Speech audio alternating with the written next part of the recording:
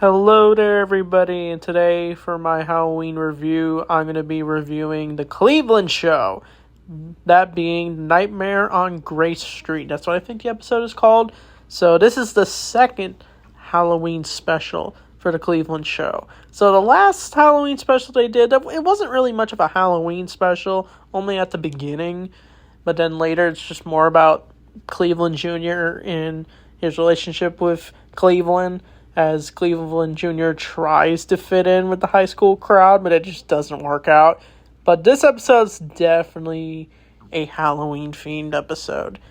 This is where, after Rollo has a bad sleepover, he decides to try to get Cleveland to get scared, and it forces the two to go to a haunted house. But during this, one of Cleveland's, colleagues ends up going crazy and trying to find a way to murder Cleveland after he rejects him during Trick or Treat.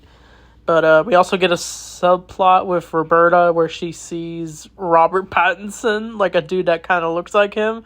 This is when the Twilight craze was still going on back in the day. But this episode's definitely a stepper up from the last Halloween episode. For sure, it definitely feels like Halloween. I even like the costumes they wear this time. I like how Cleveland Jr. is just a spray bottle.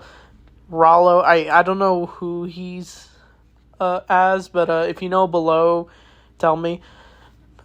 Cleveland is a leprechaun, and Donna is, I'm gonna guess, some reference to a character. I have no clue who she's dressed like, but Roberta just wears like her regular clothes and a shirt that's meant to parody Twilight. But I do like the opening song with Rollo where he sings, "I Got a Feeling." That song. I like how Cleveland Jr. just goes, blah, blah, blah, blah, blah, blah, blah, blah. I thought that was hilarious. Probably the best scene in this. And I even liked Donna's flute solo. But during all this, Rollo does go to the sleepover, and of course, he gets scared after seeing some creepy things outside, but he decides to call Cleveland. I even like how Cleveland's just hanging out in the living room trying to watch TV while Donna's asleep, but of course, Cleveland has to pick up Rollo, and they end up picking up a sketchy hitchhiker. Life advice: never pick up a hitchhiker, ever.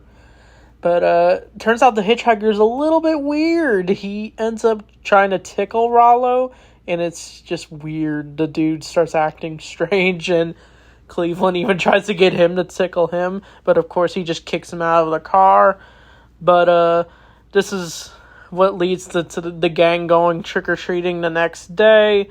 And I also like how Cleveland Jr. was able to go trick-or-treating, even though the last Halloween episode he wasn't allowed because Cleveland thought he was too old.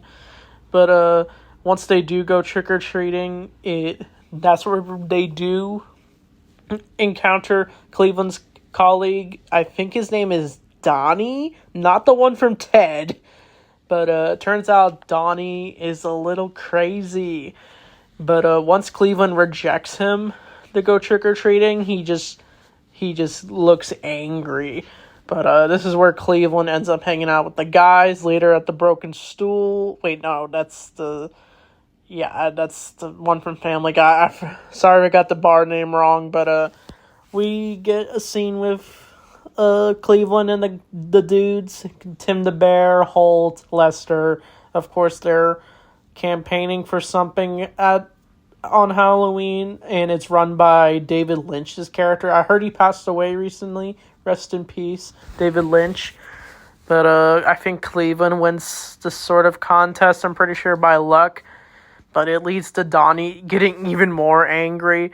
But during the trick-or-treating, Cleveland decides to play along with Rollo's antics, and he almost gets run over by a car with Rollo doing it at first, and Donna does not like what's going on, and so she sends the two to a haunted house.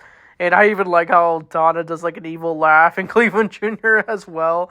And of course, Cleveland and Rollo have to survive in the haunted house, but it's secretly being run by Donnie as well, who's hiding, trying to murder Cleveland.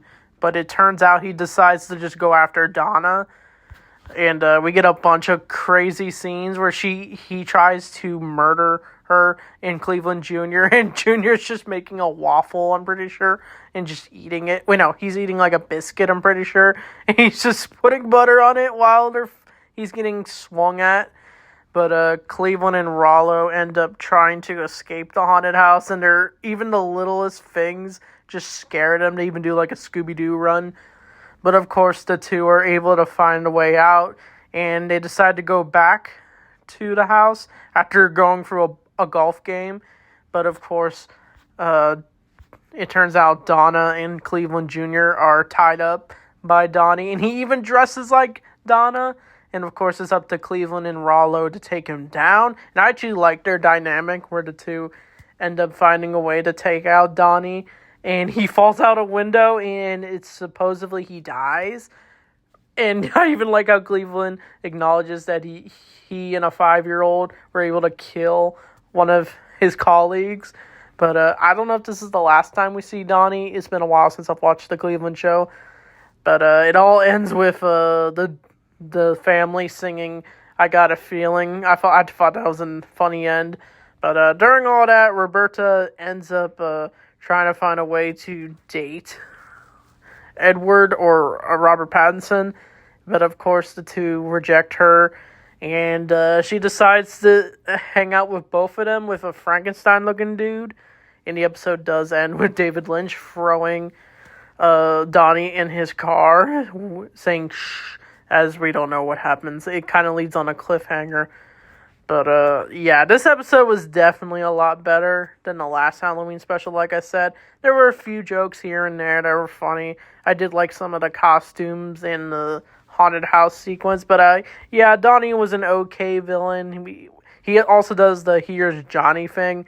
There were some nice references here and there. I'd probably give this episode probably just a 7 out of 10. I don't know what the next Halloween special is, since this is from the 3rd season of the show. But I'm excited to talk about the 4th and last Cleveland Show Halloween special, because after that, the Cleveland Show unfortunately got canceled.